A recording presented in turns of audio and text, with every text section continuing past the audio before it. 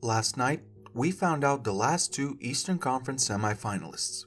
It's gonna be the Miami Heat versus the Philadelphia 76ers. Miami beat Atlanta in their first round series. It was a pretty easy win, 4-1.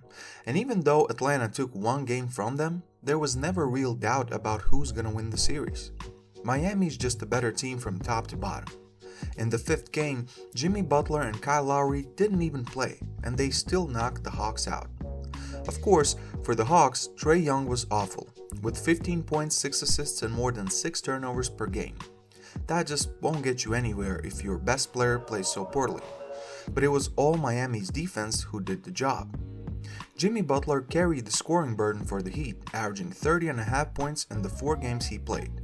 In one game he didn't play, Victor Oladipo took over. Bam Adebayo had a quiet series averaging 12 and 8. Max Strus come along nicely with 14 points and Tyler Hero added 13.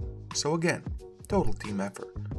And now they face a much tougher task in the Philadelphia 76ers. The 76ers responded to the pressure coming into Game 6. They were up 3-0 versus the Raptors but lost the next 2 games to make the series interesting again. So before Game 6 there were a lot of storylines surrounding the 76ers. Doc Rivers, a coach who's lost the most 3-1 leads in NBA history. Will he be the first ever to lose a 3-0 lead? How will Joel Embiid play considering his injury? Is James Harden folding once again in the playoffs? Well, every question was answered. Philadelphia blew out the Raptors by 35 points. Doc Rivers didn't lose another lead, Embiid played great with 33 points, 10 boards and 3 blocks, and James Harden had the best plus-minus rating on the team with plus 38, scored 22 points, and dished out 15 assists to only 2 turnovers. So 76ers looked like world beaters in Game 6. The end result was a 4-2 Philly win over Toronto and moves on to face the Heat. Joel Embiid averaged 26 points and 11 rebounds. Tyrese Maxey was the second leading scorer on the team, averaging 21 points and 5 assists. James Harden averaged 19 points and 10 assists, and Tobias Harris averaged 19 points and 10 boards per game. So that's your big four. After that, no player averaged more than 10 points. During the regular season, both teams met 4 times and split the in-season series. Both teams were neck and neck in points scored per game. Miami was 17th with 110 points per game, while Philly came in right behind them at 18th by scoring 109.9. Defensively, both teams were in top 8.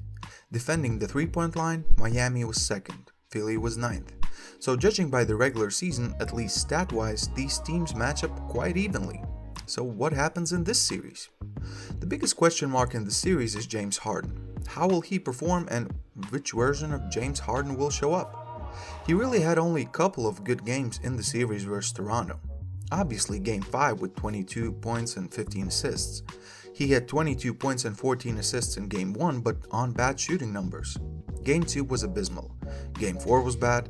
So which James Harden will they get for the series?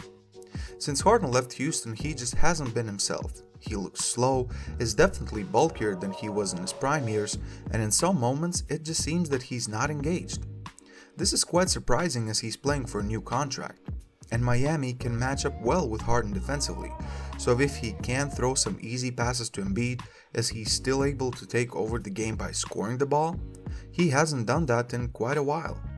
Speaking of Embiid, how will his thumb respond in this series? He's playing through a torn ligament in his right thumb and in moments looked shaky. How will he perform against this tough Heat defense? He needs surgery, but he's elected to play through pain to help his team. So how hard will it be for him to play against Bam Adebayo and Heat's defense? We shall see. The health situation is something to monitor on Miami's side as well. Jimmy Butler missed Game 5 and Kyle Lowry missed 2 games. Spoelstra said that Butler would have been ready if the Heat needed a Game 6 to beat the Hawks. That sounds optimistic that he will be ready for Game 1 in this series. About Kyle Lowry, he said there would have been a chance he played in Game 6. Well, he didn't have to. Miami won in 5 and got some extra days of rest. So hopefully, all the stars are as healthy as they can be and ready to play. The playoff series starts on May 2nd, so there are still some extra days to rest their injuries. Miami has way more depth than Philly, and can afford someone going cold or a rotational player getting injured.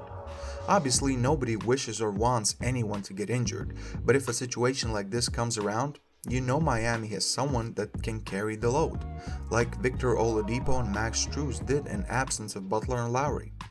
Philly doesn't really have that option. The big matchup, Embiid versus Adebayo. Embiid's the better player, there's no doubt about that, but he's limited. And Bam Adebayo can hold his own against Embiid. He's an all-star as well. Adebayo held him on 4 of 15 shooting when they played each other once during the regular season. That's a small sample size, but from Miami's standpoint, it's a good hope that Bam can at least slow down Embiid.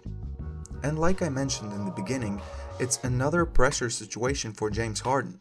He'll probably get guarded by Jimmy Butler, who won't let him breathe. Can James beat his postseason monsters and perform well when it's needed the most? We'll see. Overall, I have to say that Miami is a better team. They have much greater depth and it isn't so reliant on their top players to perform well to win games. I think depth will play a huge role in the series. Stars in Philly really can't have bad games. There's just no one to cover for their mistakes and mishaps. But mistakes get made. People have bad games. So my pick for this series, Miami Heat beats the Philadelphia 76ers in 7 games. Hey, maybe it's another 3-1 series lead loss for Doc Rivers. That would be quite bad, don't you think? It might get done quicker for sure, but I think it goes 7 and Miami wins it to go back to Eastern Conference Finals. But what do you think? Who are you picking for the series? Will James Harden play good? Who will be the best player for Miami? Please leave your comment down below. Don't forget to also leave a like, share the video with others, and subscribe to the channel. Thank you very much for watching. This is Purple Prince, and I'm out.